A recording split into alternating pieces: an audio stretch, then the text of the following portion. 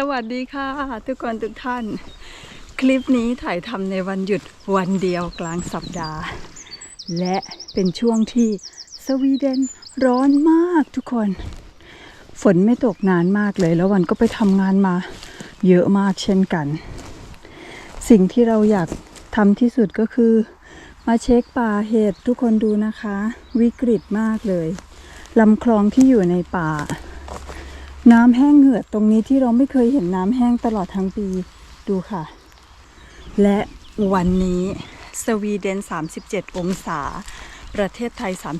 33ประเทศไทยยังร้อนไม่เท่าสวีเดนเลยทุกคนแต่ว่าสิ่งที่วันอยากทำที่สุดก็คือในป่ามันจะเย็นกว่าในบ้านเยอะมากแล้วก็ขอมาเดินป่านิดนึงนะคะเราจะมีเวลาประมาณชั่วโมงถึง2ชั่วโมงอยู่ในป่าชิวๆจะได้อะไรบ้างไหมไปลุ้นกัน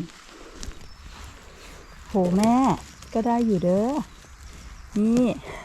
เห็ดแห้งมากมาแค่ขอได้เดินป่าชิวๆค่ะมาแป๊บเดียวทุกคนเพราะมันร้อนมากกลัวจะเป็นลมในป่ามากๆเลยแต่ถ้าไม่ให้เดินป่าเลยมีลมแดงแน่ๆอาทิตย์นี้วันทำงาน5วันหยุด1วันทำงานอีก3วันปกติจะหยุดอีก3วันนะคะปรากฏว่างานเข้าจ้าคนงานขาดก็กลายเป็นว่าวันหยุด1วันทำงาน2วันหยุด1วันแล้วทำอีก3วันยาวเลยค่ะแล้วก็หยุด3วันแต่รอดูค่ะว่าเราจะได้หยุดตามเป้าหมายไหมนะคะชีวิตคนเก็บเห็ดที่ทำงานประจำทุกคนก็เป็นแบบนี้แหละสวยมากเริ่มต้นได้ดีมากเลยค่ะโอ้ยดีใจจังได้เก็บเห็ดคือชื่นใจหายเหนื่อยจากงานประจำเลยค่ะ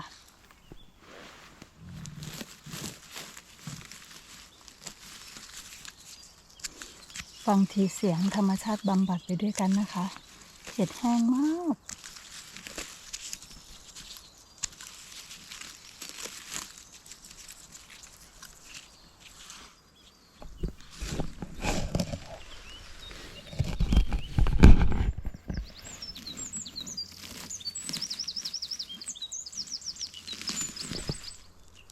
อันนี้คือแห้งมากนะคะแต่สวยไหม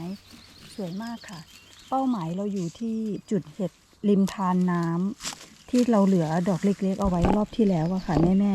ๆวันเลยไม่ได้เพราะเดี๋ยวเราทำงานยาวเลย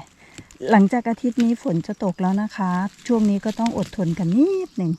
วันไหนวันหยุดที่วันหยุด2วันมันจะไปเก็บบลูเบอรี่ขายก่อนค่ะรอให้เห็ดได้น้ำฝนแล้วเดี๋ยวเรามาลุยในป่าเห็ดกันต่อนะคะสวยมากดูเห็ดอวสานเห็ดริมทางน้ำตกเราปีนี้ค่ะทุกคนไหนเห็ดไหนน้ำตกก่อน ตรงนี้เป็นน้ำตกที่ใหญ่มากเลยนะใครที่ดูวันมาทุกปีแต่ว่าเดี๋ยวเห็ดเขาจะเกิดรอบ2เองค่ะทุกคนธรรมชาติจะสร้างสรรค์เขาเองนะคะนี่น้ำตกของวันแห้งเหือดแบบนี้เลยจ้าส่วนวันนี้นะคะไหนๆเราก็ได้เข้าป่าแล้วเดี๋ยวจะตักบลูเบอรี่ไปฝากเพื่อนที่ทำงานค่ะนางมีลูกเล็กๆนะคะเดี๋ยววันเก็บให้ดูว่าลูกใหญ่ไหมโรงงานรับซื้อบลูเบอรี่ที่เก็บด้วยมือแบบนี้ค่ะคือนั่งอยู่กับที่แล้วก็เก็บด้วยมือนะทุกคนมันก็สนุกดีนะอยู่ที่ใครที่แบบไม่ชอบเคลื่อนย้ายอ่ะ นั่งอยู่กับที่แล้วเก็บไปเลยดูค่ะเต็มค่ะทุกคนเนี่ยแต่ว่าตรงนี้เม็ดไม่ใหญ่เท่าไหร่ส่วนอันนี้ที่วันเก็บคือเม็ดใหญ่ค่ะทุกคนมีคนบอกว่าเวลาวันเขย่าแรงจังมันก็แตกเละหมดทุกคนอันนี้เป็นบลูเบอรี่ต้นฤดูนะคะมันยังไม่เละค่ะมันเพิ่งเริ่มสุกค่ะทุกคนเขย่าไปเลยเพราะไอ้เครื่องที่เอามาร่อนบลูเบอรี่ก็คือเครื่องสำหรับเป็นถาดสำหรับร่อนบลูเบอรี่อยู่แล้วนะคะมันเป็นวิธีการของการเก็บบลูเบอรี่อยู่แล้วพี่ๆน้องๆที่เมืองไทยก็ไม่ต้องเป็นห่วงนะคะที่วันเก็บคราวที่แล้ววันบอกว่าอยากให้เม็ดมันแห้งๆคือแบบนี้ค่ะบลูเบอรี่เขาจะมีนวลค่ะแม่ๆดูนะคะเขาจะมีนวลแต่วิธีการที่วันเก็บน่ะมันไม่มีนวลเลยมันเป็นแบบสีม่วงไปหมดเลยถ้าแบบนี้น่ะสวยเลยก็คือไม่ร่อนเลยค่ะทุกคนมันจะมีน้ำออกมาจากขั้วแบบนี้เนี่ยมันมีน้ำอยู่แล้วที่ผลไม้เนาะมันไม่ได้แตกค่ะทุกคนนี่บีบแล้วนะนี่บีบแล้วนะเช็ ชิมให้ดูซะเลย มันยังไม่เละค่ะทุกคน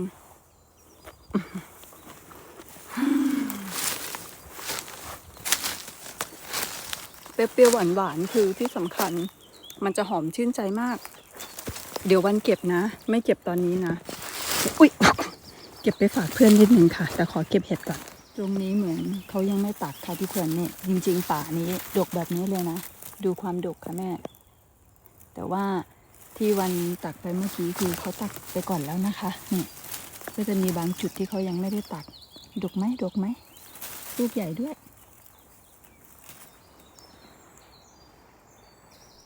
ตรงนี้มีรอยคนตักแล้วบ้างนะคะเนี่ยรอยคนตักไปก่อนเราแล้วแต่ว่าลูกยังสวยงามอยู่ค่ะมีคนบอกวันพี่นิ่มแหละบอกวันว่าพอมีคนตักไปแล้วรอบนึงที่รอบต่อไปเนี่ยเม็ดมันจะใหญ่แล้วนะคะดูค่ะทุกคนเม็ดใหญ่จริงๆนะเดี๋ยววันตักไปฝากเพื่อนตรงนี้แหละเตรียมอุปกรณ์ก่อนนะ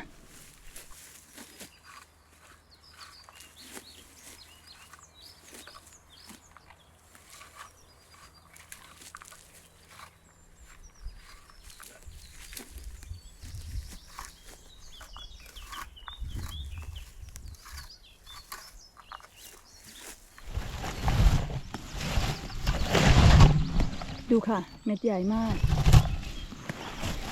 ตรงนี้ต้นดูแม่สะออนเม็ดบลูเบอร์รี่อันนี้คือเก็บไปฝากเพื่อนเนาะเพื่อเก็บดีร้อนนิดนึงค่ะนี่โอ้ดูเม็ดใหญ่จริงๆแต่ว่าถ้าเก็บบลูเบอร์รี่ก็คือก้มๆเหนื่อยๆไปนะเดี๋ยววันอาทิตย์วันเสาร์นี้วันจะไปตัดขายจริงจังค่ะวันนี้แบบเดินชิวๆในป่าเฉยๆบลูเบอร์รี่มันจะอยู่ใต้ใบนะคะทุกคนก็เลยไม่ค่อยเห็นความดกดำของมันนะ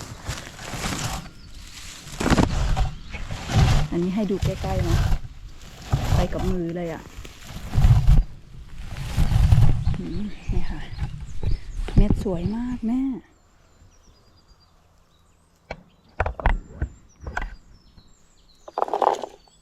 เม็ดสวยมาก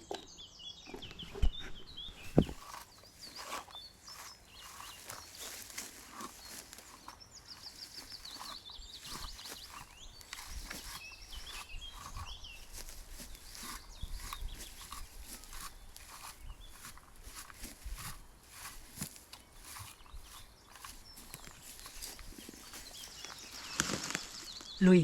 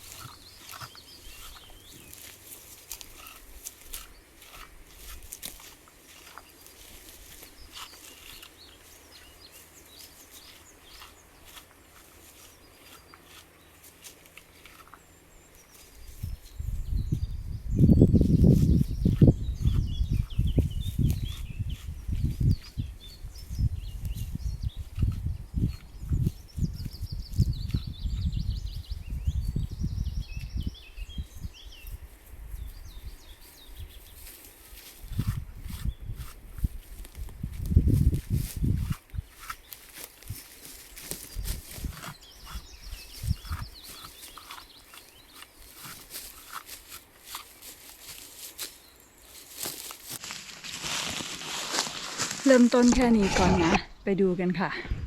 ว่าเยอะนะ นิดนึง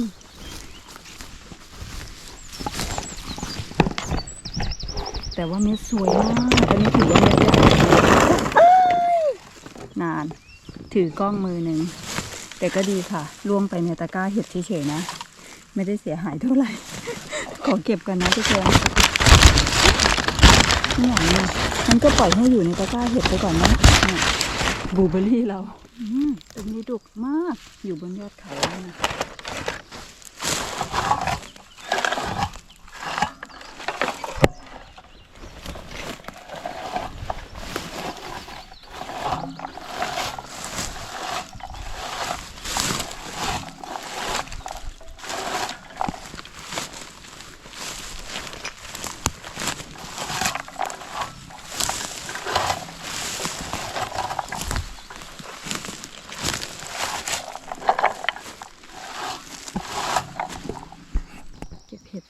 สค่ะ เดินหาตามจุดแบบนี้อย่างเดียวเลย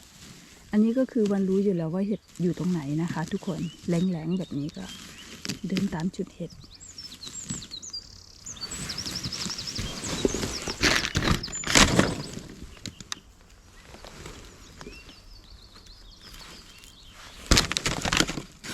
ในตะกร้าเห็ดที่มีบลูเบอร์รี่อยู่นะมือก็จะแดงๆหน่อยนะคะวันนี้บลูเบอร์รี่อยู่ในมือแต่เม็ดอวบสวยมาก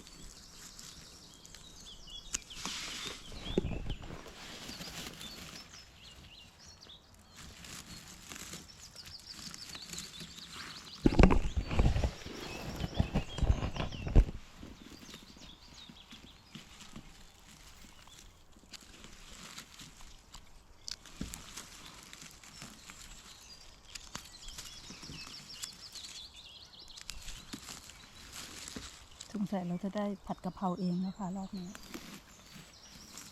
แห้งหมดถ้าอีกอาทิตย์หนึ่ง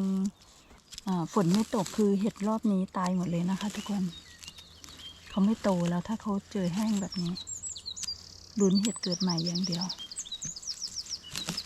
แต่ก็เกิดนะคะเห็ดเกิด2-3 รอบค่ะโอ้ยสวยสุดของวันนี้แล้วน้องหลบรอเราอยู่เกือบเหยียบด้วยค่ะแห้งหมดแต่ก็โอเคเนาะเห็ดแดดเดียวค่ะ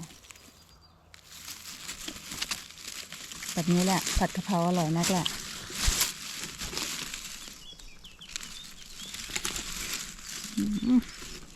ดอกสวยอยู่นะทุกคนตรงนี้ฟินเลย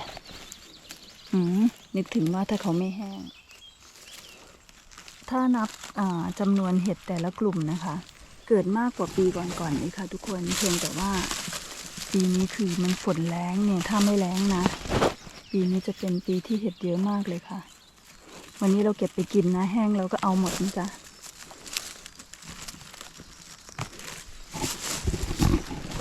แห้งเราก็เอาหมดด้วยค่ะสะเทือนใจเนาะ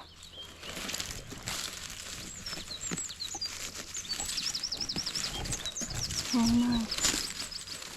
อุ้ยเดี๋ยวเดินดูก่อนนะเก็บกองไว้ก่อนค่ะว้าวทุกคนแห้งแต่น้องเยอะมากนี่ค่ะอันนี้เรียกว่าเป็นดงนะวันเดินมาเช็คเฉยๆทุกคนเอาตามความจริงนะวันไม่ได้ถือตะกร้าเห็ดมา เดินให้หายสงสัยไม่เป็นไรค่ะเดี๋ยวเราเก็บกองแล้วเดี๋ยวเราตัดขาทีเดียวเดินให้หายสงสัยนี่คือจุดเห็ดที่วันไม่เคยเก็บนะคะเขากระจายมาใหม่ค่ะทุกคนเราได้จุดเห็ดใหม่แล้วนะจุดนี้ป่าเดิมของเราค่ะเดินไปเรื่อยๆเดินในจุดที่เราไม่เคยเดินทีแรกเห็นรอยคนเก็บแบบเขี่ยซะเชื้อเห็ดแบบแห้งหมดเลยอะค่ะทุกคนโดนแดดหมดเลยจะบ่นอยู่แล้วเชียร์คือขี้เกียจบ่นว่ามีคนรู้จุดเห็ดเราแล้วเขาเก็บแบบเก็บขี้เหร่ค่ะทุกคนจ๋าเก็บแบบเคลียร์น่ะพอเห็ดมันเชื้อมันโดนแดดมากมันตายไปหลายปีเลยค่ะกว่าเขาจะฟื้นอีกรอบนึงวันเก็บจุดวันไม่เคยเสียจุดเห็ดค่ะทุกคนได้เก็บที่เดิมทุกปีแต่พอมีคนรู้เท่านั้นแหละเขาเก็บแบบไม่ปิดเชื้อเห็ดนะคะทุกคนอีกหลายปีเลยกว่าเห็ดจะเกิดพอวันเห็นเห็ดจุดใหม่ค่ะนี่ทุกคนว้าวดอกสมบูรณ์มากเลยทุกคน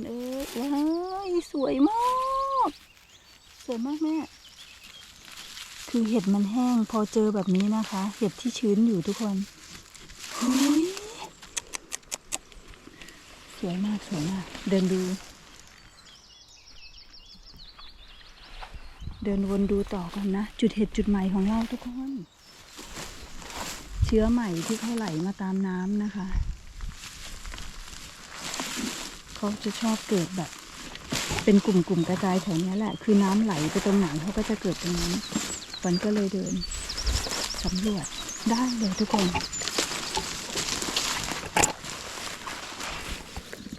ส่วนกองนี้วันนี้ก็ มาถึงจุดนี้แล้ววันก็จะเดินออกแล้วนะคะทุกคนเดินออกไปตามจุดสวนใหม่รอชมว่าเราจะได้เห็ดอีกไหมถ้าเราได้คือโชคดีนะคะแล้วก็กลับบ้านแล้วค่ะนัดให้คุณสามีมารับประมาณเที่ยงบอกเขานะคะ เพราะว่าไม่อยากจะสารภาพเลยว่าวันนี้วันเหนื่อยมากค่ะ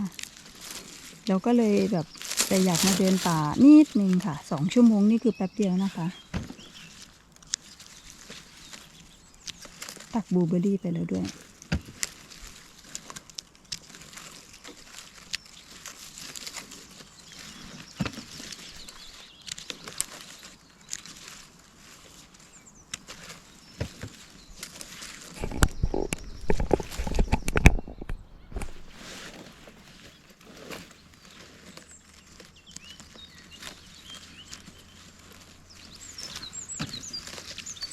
ได้เกือบครึ่งกิโลอยู่นะฟินเลยค่ะแต่อยากเดินหาตรงสวนใหม่ตรงนี้ต่อแล้วก็ออกไปที่จุดที่เราทิ้งไว้คราวที่แล้วนู้นถ้าไม่มีคนเก็บนะคะมี2 อย่างคือไม่แห้งตายก็กำลังใสสวยมาก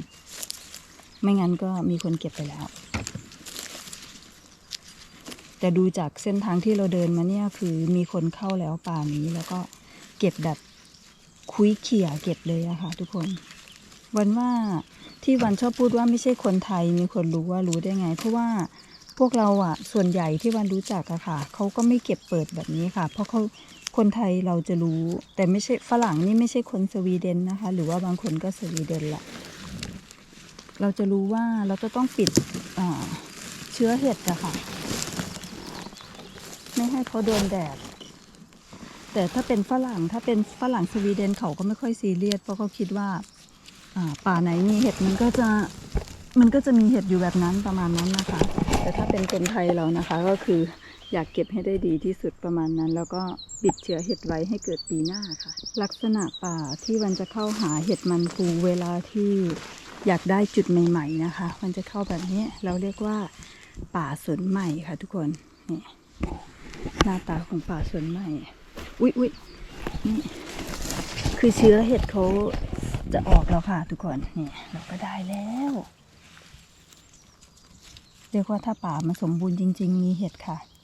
ป่าที่ต้องมุดมอดอ่ะนี่คือวิธีการหาป่าเห็ดมันปูในเขตแวมแลนด์สวีเดนนะคะก็ไม่ใช่ว่าสวีเดนทุกเมืองมีเห็ดด้วยทุกคน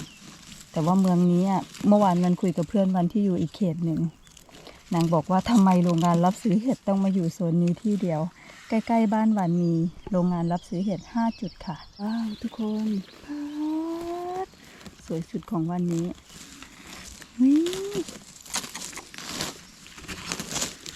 โอ้ยสวยมากไม่แห้งเลยค่ะแม่โอ้ยสวยจังที่สุดเดี๋ยวนะคะย้ายมุมกล้องก่อนมีคนบอกว่ามุมนั้นไม่เห็นเห็ดมุมนี้มือบังทุกคนคือเวลาเราเก็บเห็ดจริงๆเราไม่ได้เล็งมุมหรอกค่ะทำเวลาแล้วก็มันก็มีพลาดบ้างแหละเพราะเราก็รีบค่ะเวลาเก็บเห็ดมีเวลาน้อยด้วยวันนี้มีวันหยุดวันเดียวบอกสามีว่าเธอฉันขอไปเก็บเห็ดเถอะฉันอยู่ไม่ได้ถ้าฉันไม่ได้เก็บเห็ด เขาก็เลยพามานะทุกคนเพราะฉะนั้นก็บังบ้างบังมือบ้างอะไรบ้างก็ช่างมันเถอะ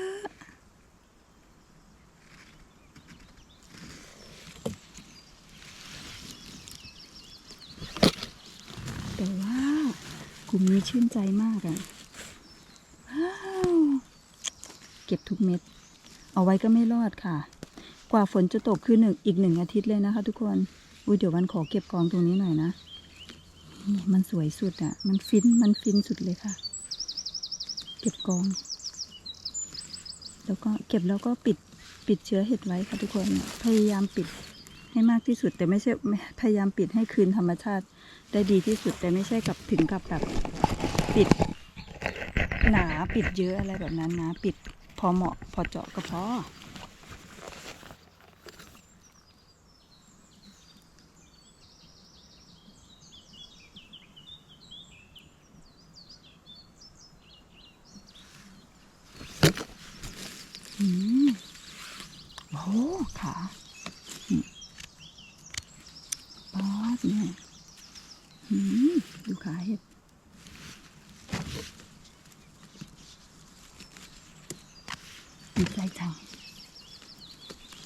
ได้จุดเห็ดจุดใหม่ด้วยนะ อันนี้ก็คือเชื้อเห็ดไหลมาจากยอดเขาแน่ๆค่ะป่านี้เขาตัดป่านะคะแล้วก็มีรถเข้าออกแบบรถขนไม้มีทางเกวียนทางรถวิ่งนะคะแล้วเวลาฝนตกเชื้อเห็ดก็จะไหลมาตามทางตามจุดที่เขาแบบขูดพื้นตัดไม้อะไรแบบนั้นนะคะก็เกิดจุดเห็ดใหม่แบบนี้แหละอันนี้คือจุดที่เราเคยเก็บนะคะทุกคนดูค่ะว่าถ้าไม่แล้งโอ้ยไม่อยากจะบรรยายเลยถ้าไม่แล้งจะเรียกว่าปีนี้เห็ดเกิดเร็วมากส่วนอันนี้แห้งหมดแล้วนะ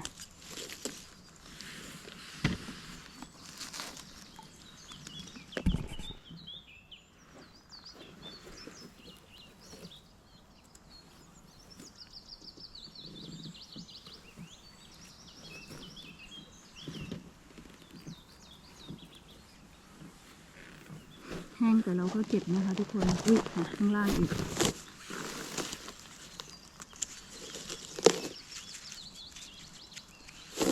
เดี๋ยวเก็บเร็วแล้วค่ะทุกคน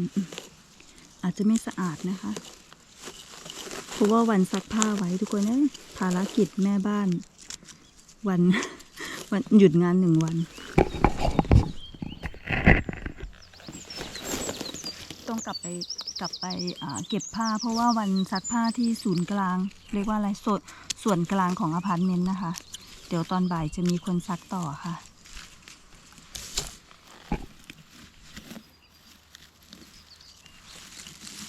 จุดเราเกิดเยอะเลยค่ะทุกคน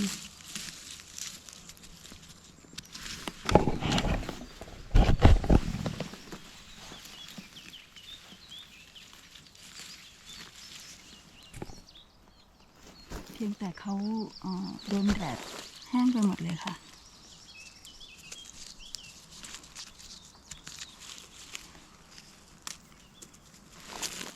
เห็ดเรายังอยู่ไหมโหแม่ดีใจจังเลยว้าวทุกคนว้าวไม่มีคนรู้ค่ะดีจังไปเก็บคนเดียวเลยนี่ขออนุญาตเก็บกองขออนุญาตเก็บไปเลยเนาะแม่จ๋า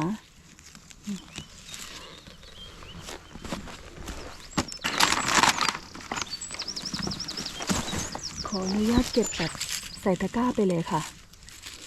อุ๊ยดีใจแค่ไม่มีคนรู้จุดเห็ดของเราก็ดีใจแล้วนะคะโอ้ยเราสวยมากแม่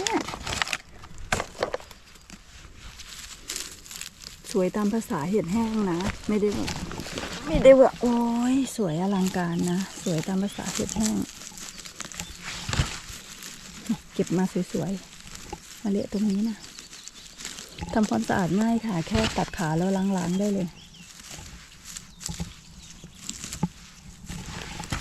เพราะว่ามันจะไม่มีฝุ่นไม่มีดินเกาะนะคะฝนยังไม่ตกดีใจจัง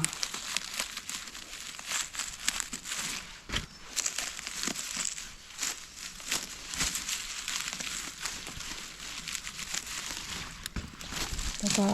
มีแห้งด้วยมีสดด้วยนะคะ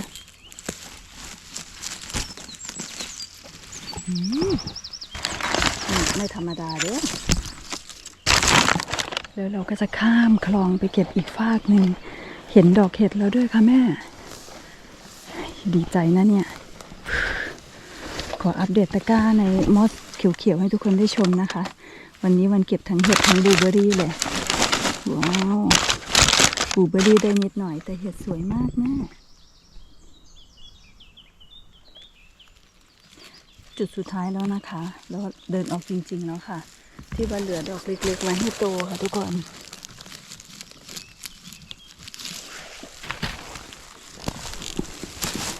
แล้วก็เก็บทุกเม็ดเลยที่พอเก็บได้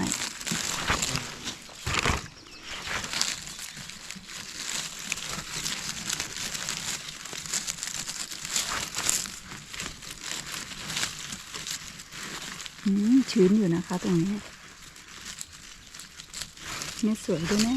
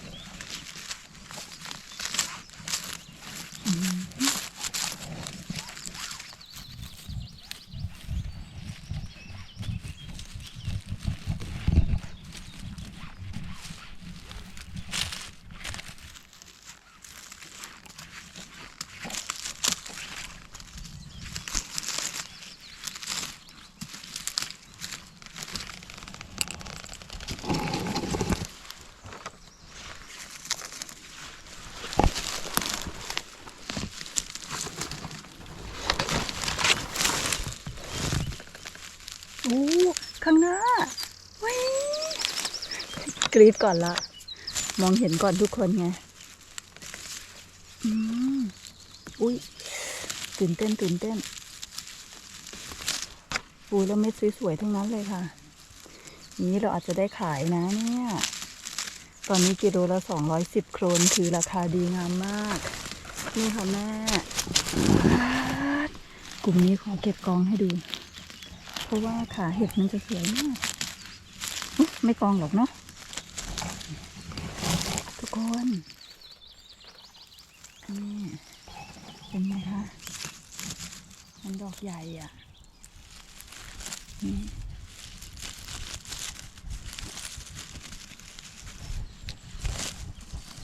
มันดอกใหญ่แล้วก็สดค่ะแม่ว่าไปดูค่ะเก็บเล่นปาดงามมาก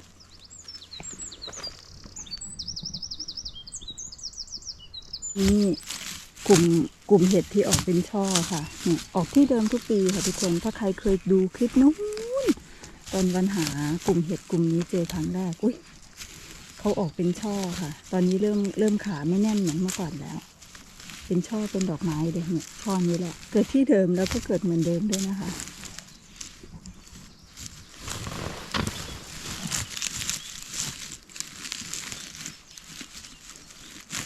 เห็ดก็อยากเกิดฝนก็ดันไม่มีทุกคนดูตรงนี้แห้งหมดเลยกลุ่มใหญ่ด้วยนะ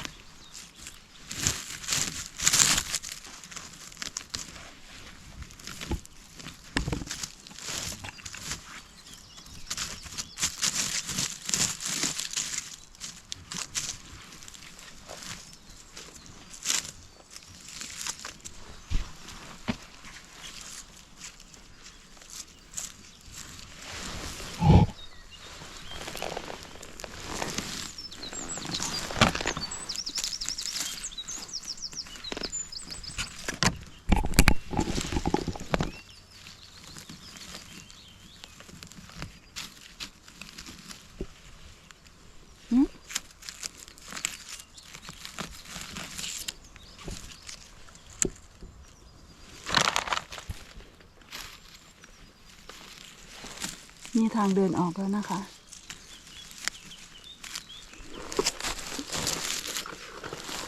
โหแม่คนอะไรมาหมานตรงทางออกทุกคนรอชมนะคะนี่คลิปที่1รอชมยาวๆนะวันจะไม่ปิดคลิปลองดูว่าจะได้ยาวแค่ไหนจุดแรกไม่ใช่คลิปที่1ป๊าดเนี่ยขอบคุณตายายสิ่งศักดิ์สิทธิ์เจ้าป่าเจ้าเขามีคนบอกว่าขอบคุณป่าสวีเดนด้วยลูกขอบคุณมากๆเลยค่ะที่แบบโชคชะตาชีวิตให้ได้มาอยู่ที่นี่ได้มาทำงานมีเงินเดือนทุกคนเลี้ยงตัวเองได้แล้วก็วันหยุดได้มาเก็บเห็ดทุกคนดูนี่ดูนะว่ายาวแค่ไหนนะคลิปนี้นะดูค่ะเราเห็ดคือดอกสวยมากแม่เป็นจุดค่ะเห็ดในจุดที่เขาไม่เคยเกิดนะแล้วโหวันเรียกว่าท้ายคลิปเห็ดวันสวยมากค่ะยังไม่หมดนะทุกคนนี่ดูไหลเป็นทางไปค่ะเดี๋ยวมองหาอีกก่อนเนี่ย3 จุดตรงนี้นะคะเห็ดเขาไม่เคยเกิดค่ะเพิ่งเกิดปีนี้สวยมากอันนี้เรียกว่าสวยมากแล้วนะช่วงที่เขาหาเห็ดยากๆกันเนี่ยโหเก็บไปเก็บมาได้เกือบเต็มตะกร้าสามีโทรมาตามพอดีทุกคนนี่อีกจุดหนึ่งค่ะ